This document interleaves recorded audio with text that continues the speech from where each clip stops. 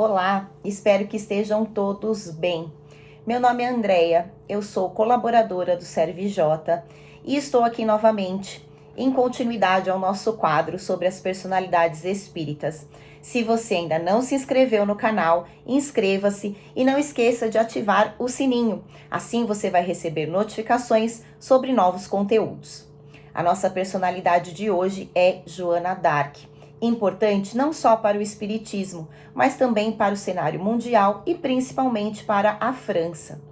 Ela nasceu num pequeno vilarejo francês chamado Dom Remy, no ano de 1412. Ela era filha de camponeses. Eles eram pequenos produtores, criavam ovelhas. Jacques d'Arc e Isabelle Romé eram seus pais. Eles tinham mais 4 filhos e Joana era a caçula. Ela não aprendeu a ler nem a escrever porque o trabalho consumiu as suas horas desde muito pequena. Era uma família muito católica e devota, dedicada aí à religião. A França, nesse período, vivia as consequências da terrível Guerra dos 100 Anos, que era uma disputa territorial entre franceses e ingleses. A França não era composta como hoje, era composta por feudos, e nessa época a Inglaterra foi dominando alguns territórios, os quais a França gostaria de recuperar.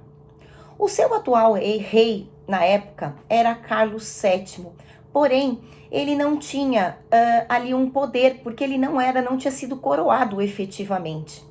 E a Inglaterra, sabendo disso, tentava de todas as formas conquistar esse poder. A Guerra dos 100 Anos iniciou no ano de 1328, na verdade ela durou 116 anos. E aconteceu porque um dos reis da França, Carlos IV, quando faleceu, não deixou herdeiros legítimos, o que fez com que um rei inglês, Eduardo III, reivindicasse o trono, porque ele tinha um parentesco através de sua mãe. Só que existia uma lei na França que proibia que mães e seus descendentes assumissem o trono. E nisso eles protegiam dessa forma a sua autoridade. E essa guerra foi se estendendo e prejudicando a todos, né? Desde os mais abastados e principalmente os camponeses, porque isso trazia fome e outros problemas para a vida cotidiana. Aos 12 anos de idade, Joana d'Arc começou a desenvolver os seus dons mediúnicos. Ela recebia mensagens, ela ouvia vozes e tinha visões que ela dizia serem de São Miguel Arcanjo, Catarina de Alexandria e Margarida de Antioquia, as santas católicas e o anjo. E nessas aparições, eles orientaram a Joana sobre a missão que ela devia desenvolver, que era de ajudar a sua nação na recuperação do seu território contra os ingleses, expulsando-os do território e também auxiliando para que o rei Carlos VII fosse efetivamente coroado. Ela relutou durante muitos anos, continuou recebendo essas comunicações mediúnicas e aos 16 anos de idade ela realmente vai para a guerra. Existem aí diversas dúvidas dos historiadores de como ela teria conseguido isso, mas como espíritas nós sabemos que tudo fazia parte de um plano da espiritualidade superior para que ela auxiliasse a sua nação, que seria o berço de movimentos importantes que culminariam posteriormente no espiritismo.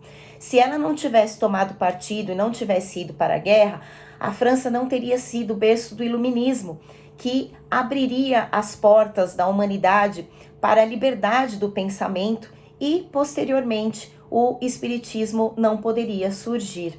Então, tudo isso que aconteceu foi extremamente importante. Então, aos 16 anos, ela vai para a guerra e auxilia todo este processo da França na recuperação da sua autoridade e dos seus territórios. E, finalmente, no ano de 1400 1429, ela faz com que comece a ganhar várias batalhas o exército francês e finalmente a cidade de Reims é recuperada, onde o rei finalmente é coroado, o rei Carlos VII. Porém, depois de um período, assim como havia sido revelado para ela pelos seus protetores e tutores espirituais, ela iria começar a sofrer também derrotas. Isso já aconteceu no ano de 1429, quando em Paris a Joana d'Arc sofre uma derrota. E no ano seguinte, 1430, ela é capturada pelos Borguinhões, que são, na verdade, uma parte ali dos soldados franceses aliados dos ingleses. Eles a capturam e vendem-na para os ingleses.